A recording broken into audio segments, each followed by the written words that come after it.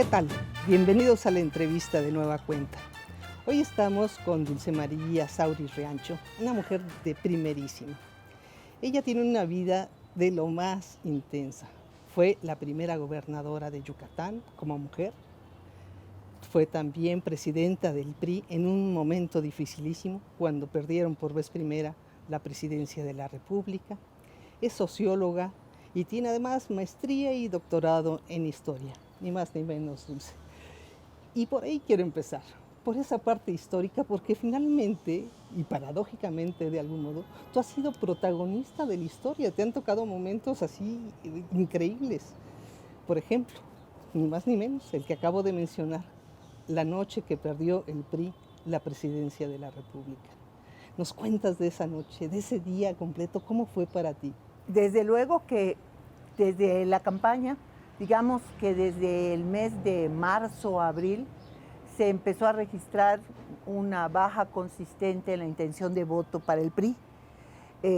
Habíamos llegado a más de la mitad de la intención de voto después de nuestro proceso abierto de elección de la candidatura que recayó en Francisco Labastida. Sí, pero yo me acuerdo que había esa famosa frase de 20 millones, que un ofrecimiento. No, esa fue de 88. Okay. No, en el proceso interno habían participado entre militantes y simpatizantes alrededor de 10,5 millones de personas, una cantidad enorme de participantes. Habíamos llegado arriba del 50% de intención de voto cuando comenzó la campaña. Pero ya en marzo se empezaron a prender foquitos amarillos. Y mientras más nos acercábamos, sabíamos que en un proceso democrático como el que se había construido tras una buena cantidad de años y de esfuerzos y de problemas, pues la posibilidad de ganar y la posibilidad de perder estaban en la mesa. Pero ¿a poco de verdad lo pensabas? Porque el PRI nunca había perdido la presidencia de la República. Nunca la había perdido, pero tal vez a mí me sirvió mucho como antecedente para empezar a asumir la posibilidad, el hecho de que fui compañera de escaño de Margarita Ortega Villa en el Senado, la primera vez que fui senadora en 1988. Ella y yo compartíamos asientos. Ajá. Y ella fue la candidata al gobierno de Baja California que por primera vez perdió una gubernatura. Cierto, pero ella no iba a ser ni siquiera la candidata. Efectivamente, ¿verdad? Ahí vi cómo la maquinaria priista de entonces, construye candidaturas para perder. Encabezada por Colosio, si mal no Absolutamente, recuerdo. O sea, son las coyunturas políticas sumamente, y yo diría, encabezada por el poder, en el que el partido, sin lugar a dudas, era una parte muy relevante. Estamos hablando de presidente Carlos Salinas de Gortari, que había llegado a la presidencia muy cuestionado, hace un pacto con el PAN y decide entregarle Baja California. Esa es la idea. Digamos que no me atrevo a hacer una aseveración a tal grado de, vamos a decir, de planeación, de un despojo, pero sí obsequia al PAN sus principales demandas políticas para crear desde la perspectiva del PAN condiciones de equidad. ¿Cuáles son estas? La primera, que el gobernador de Baja California solicitara licencia y se apartara del cargo. 1. 2, que el aspirante más fuerte, porque era el reconocido por los distintos grupos baja californianos, tirios y troyanos, Óscar Bailón Chacón, fue forzado a aceptar un interinato de menos de 8 meses, a llevar el proceso electoral para otra persona, que no era él, que había trabajado prácticamente 6 años para lograr la candidatura. Que él debió haber sido el gran candidato. Él era el gran candidato. De 1989. Exactamente. Y además había la coyuntura de que era el primer proceso electoral estatal después de la llegada del presidente Carlos Salinas. Entonces, todos estos factores confluyeron que al sacar a Óscar Bailón Chacón, los distintos grupos, Tijuana, Mexicali, que se distinguen con mucha claridad, empezaron a disputar la candidatura. Y estaba Margarita Ortega, que había ganado muy bien el Senado, a pesar de que en Baja California la elección de 88 fue muy dura. Cuauhtémoc Cárdenas arrasó para la presidencia de la República. Y el PRI tuvo, ahí sí, la suerte de que no constituyeron una candidatura común los partidos coaligados. Entonces salió adelante la fórmula del PRI. Margarita Ortega encabezaba esa fórmula. Y es relevante decir que encabezaba porque ella iba a durar 6 años en el Senado. Fue el periodo en que la mitad del Senado se renovaba a los 3 años. Solamente fuimos 3 mujeres en todo el país que fuimos encabezando fórmula. Idolina Moguel en Oaxaca, ella en Baja California y yo en Yucatán.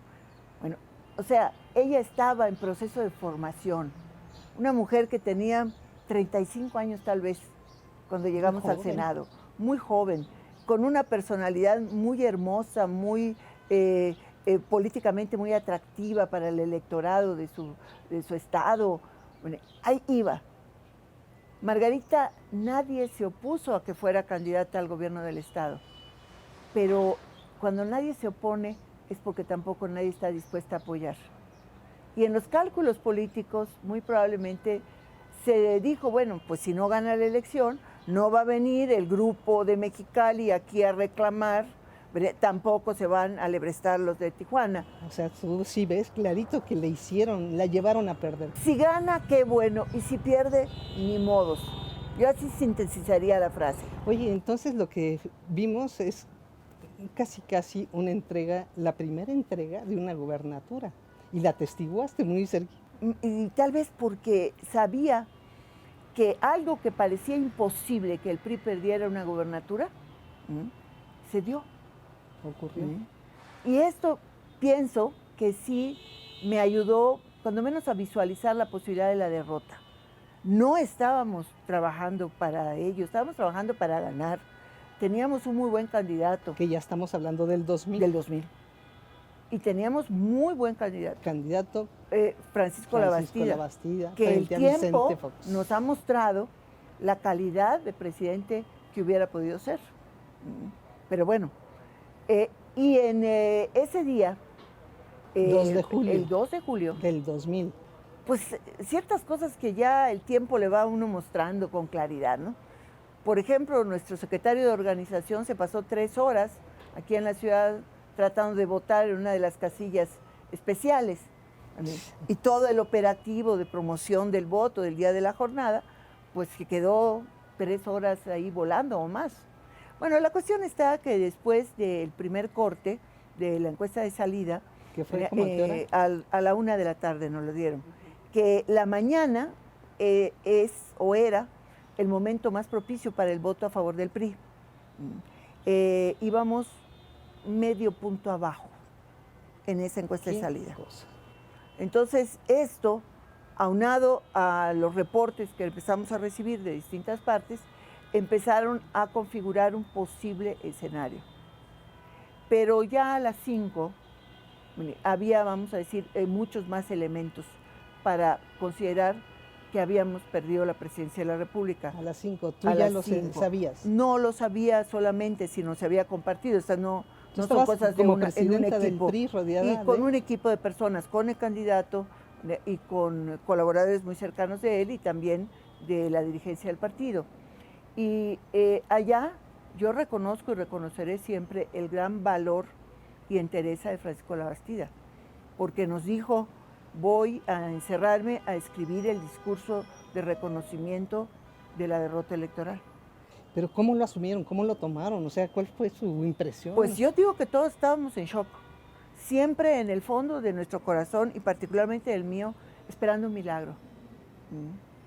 Precisamente porque la razón te dice, sí puede pasar, pero el sentimiento te dice, no, puede suceder algo que finalmente nos lleve a ganar, ¿no?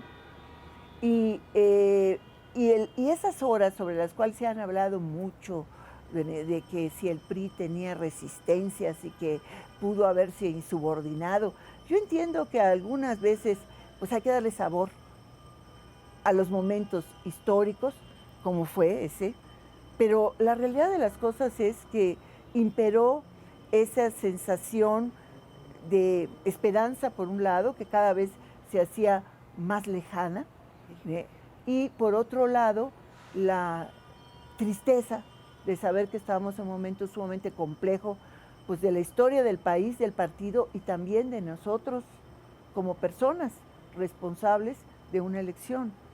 Y por eso le reclaman mucho a Zedillo y además piensan que entregó también al PRI, que hizo todo lo posible por hacerlo perder, un poco como en Baja California. A mí me parece que el presidente Ernesto Zedillo actuó como jefe de Estado. Yo en lo personal no tengo nada que reprocharle. Tendría que analizar el comportamiento del PRI como partido político durante los 6 años del gobierno del presidente Ernesto Zedillo.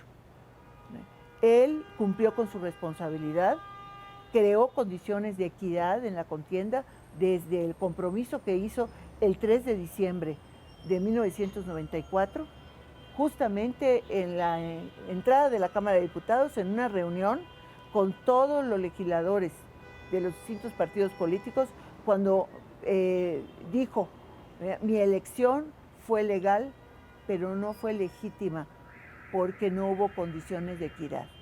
Y fue cuando llamó a la reforma electoral.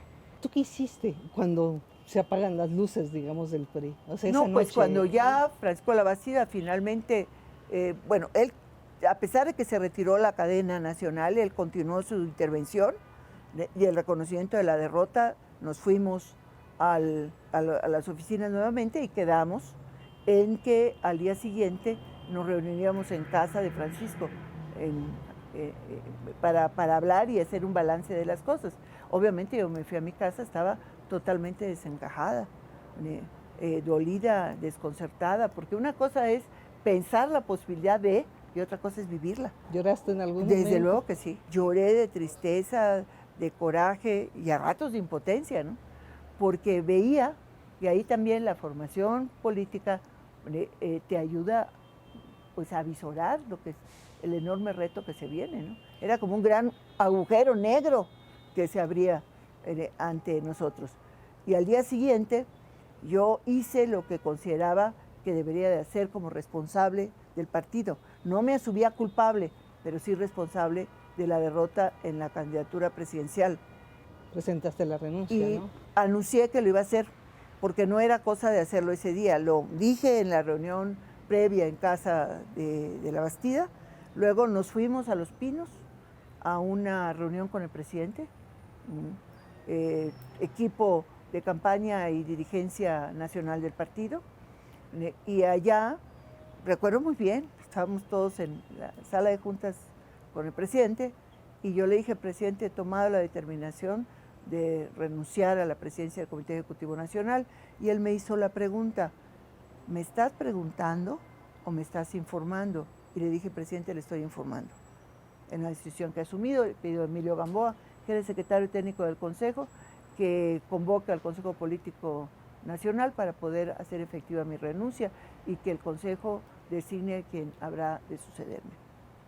Eso desencadenó una serie de situaciones en los siguientes días. Muy particularmente recuerdo el martes, al día siguiente, cuando uno de mis colaboradores más leales, más serios, que de los que nunca levantan la voz, o sea, en esa reunión que yo convoqué para agradecer y despedirme, se levantó y me dijo, un general no abandona ese ejército en medio de la derrota. No tiene usted derecho a hacer lo que va a hacer.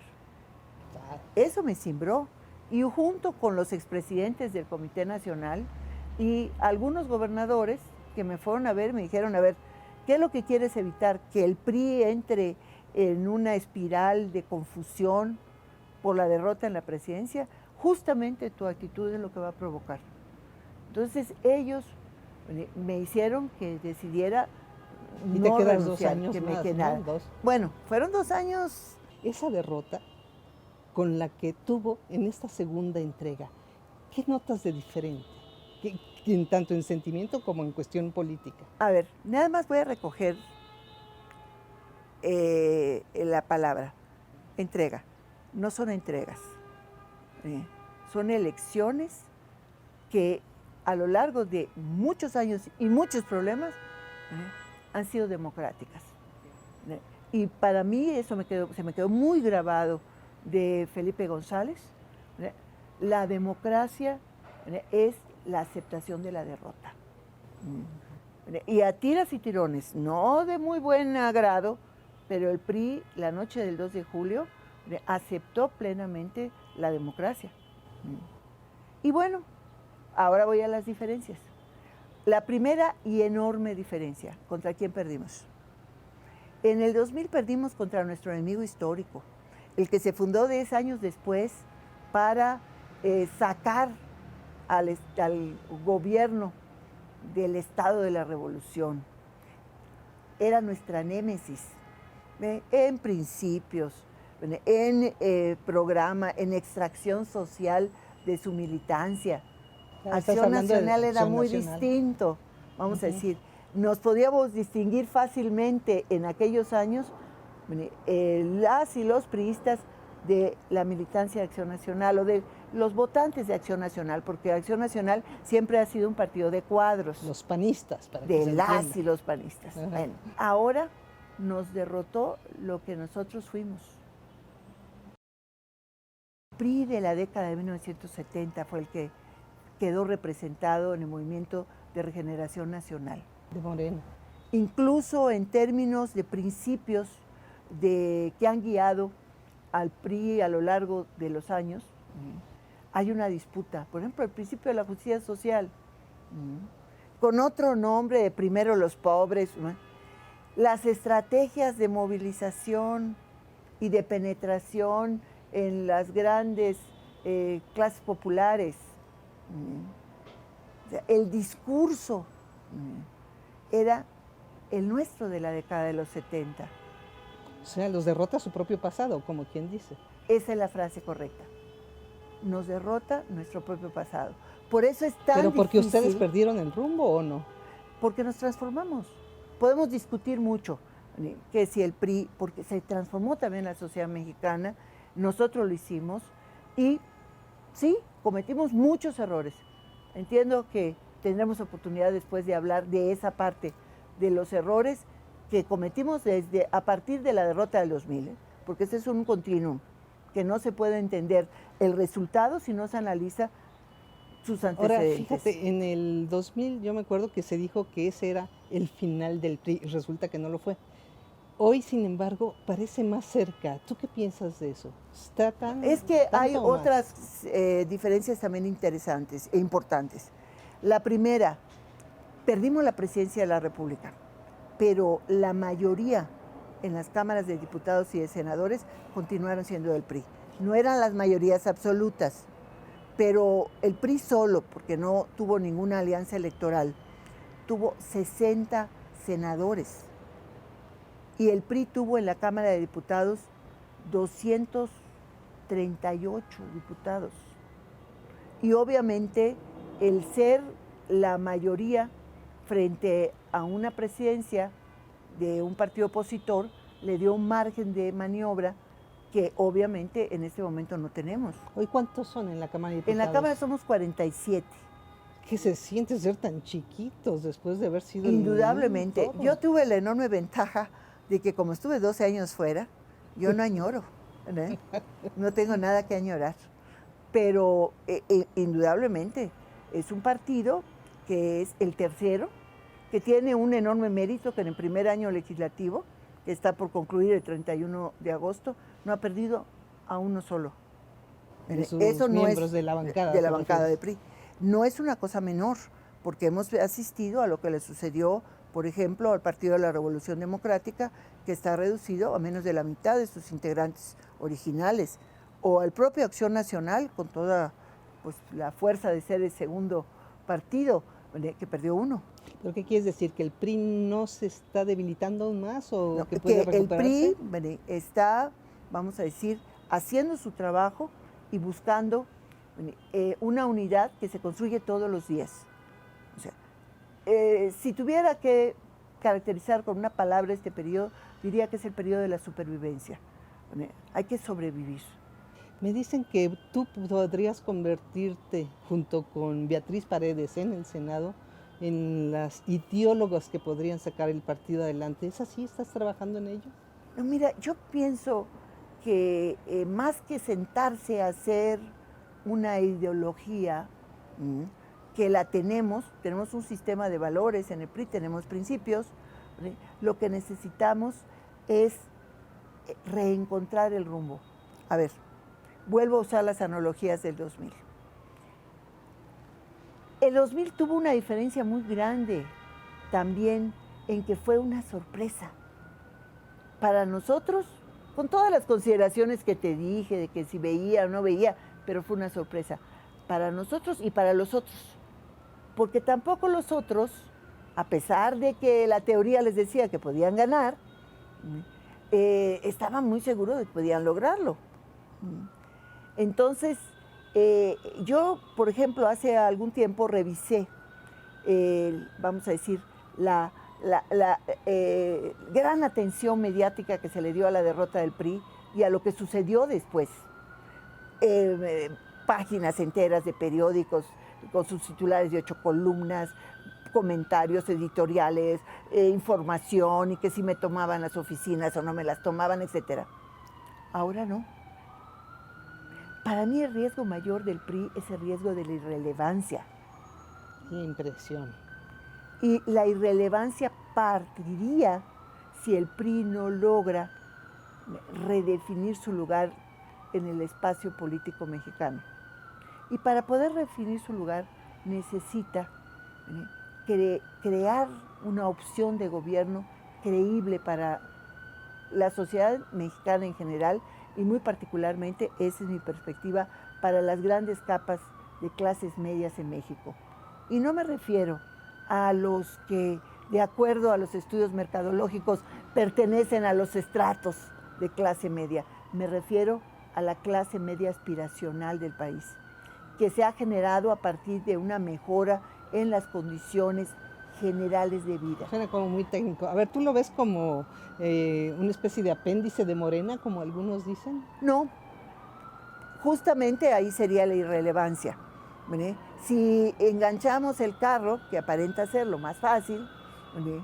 Decimos, bueno, somos tus abuelitos y abuelitas, ¿verdad? O tus papás y mamás, ¿no? Para no irnos tan lejos, ¿no? Ahora te toca a ti trabajar y nosotros atender a la casa y a los nietos, ¿no? Pero ¿no sientes que Andrés Manuel les está dando una especie de trato de viejos hermanos? Es que lo somos. Pero sí es ese trato, ¿verdad? Digamos que es que él no puede negar tampoco su pasado. Es muy interesante observar que las críticas de López Obrador se detienen en 1982. ¿Cómo? Habla de 36 años. Todavía de 82, 88, vamos a decir, hay cierto respeto, porque es el periodo del nacionalismo revolucionario de Miguel de la Madrid, y fue cuando justamente empezó la apertura al exterior. Vamos a decir que México empezó a modernizar su vida, no solo económica, sino también política. Claro. Que eso es muy irrelevante. Cuando dices se detiene es mirando hacia atrás, pues. Sí. O sea su crítica, más bien, es del 88 del 80, para acá. Exactamente. Pero todavía a veces dice 36 años. Y los 36 empiezan a correr desde el 1 de diciembre de 1982. ¿Por qué razón? Porque él era como yo. Tú conociste a Andrés Manuel López Obrador bien joven, ¿verdad? Sí, los dos éramos muy jóvenes dirigentes del Comité Directivo Estatal, yo de Yucatán y él de Tabasco. Pero pues realmente a lo largo de todos estos años pues, conocí a muchas personas. Pero ¿por qué siempre recuerdo a López Obrador? Voy a decirlo muy bien. Porque cuando estábamos en esas reuniones de capacitación política, teníamos una secretaría también de divulgación ideológica. Natividad González Parás y Arturo Núñez eran los secretarios, divulgación y capacitación. Él habló de que quería recrear en Tabasco el movimiento de los camisas rojas de Garrido Canabal. Y a mí, que siempre he tenido predilección por la historia, ¿no? Me impresionó mucho, porque fue una movilización muy importante de un proyecto socialista con matices, pero que iba muy en la línea de Felipe Carrillo Puerto de Yucatán. Entonces, después, bueno, pues vi las notas de lo que hizo en el partido, su salida del comité estatal, que se fue de oficial mayor a una institución pública, no se acomodó muy bien, porque era un gran activista social. ¿Era un rebelde desde absolutamente entonces?